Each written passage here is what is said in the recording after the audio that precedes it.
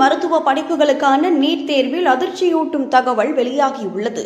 800க்கு 4, 44, 47 போன்ற மிக குறைந்த மதிப்பெண் பெற்றவர்களுக்கு கூட அரசு மருத்துவக் கல்லூரிகளில் MD, MS போன்ற முக்கிய பிரிவுகளில் இடம் வழங்கப்பட்டுள்ளதாக கூறப்படுகிறது. 2025-2026 கல்வியாண்டுகளுக்கான 3ஆம் கட்ட கவுன்சிலிங் மத்திய அரசு கட் ஆஃப் மதிப்பெண்களை பெரிதும் குறைத்தது. பொது பிரிவுக்கு 7%, மாற்றுத்திறனாளிகளுக்கு 5%, SC, ST, OBC பிரிவுகளுக்கு 0% என தகுதி வரம்பு தளர்த்தப்பட்டதால் மிகவும் குறைந்த மதிப்பெண்களுடன் கூட மாணவர்கள் சேர்க்கை பெற்று உள்ளனர்.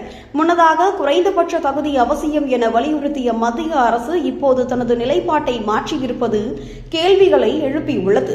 மருத்துவ கல்வித்தரம் பாதிக்கப்படுமா, நோயாளிகளின் பாதிப்பு ஆபத்துக்கு உள்ளாகுமா என்ற அச்சம் மருத்துவர்களிடம் நிபுணர்களிடமும் எழுந்து உள்ளது. நீட் தேர்வு தரத்தை உயர்த்தவே கொண்டுவரப்பட்டது. ஆனால் இந்த தளர்வு அதன் நோக்கத்தையே சீர்குலைக்கிறதா என்ற விவாதம் தற்போது தீவிரமடைந்து உள்ளது.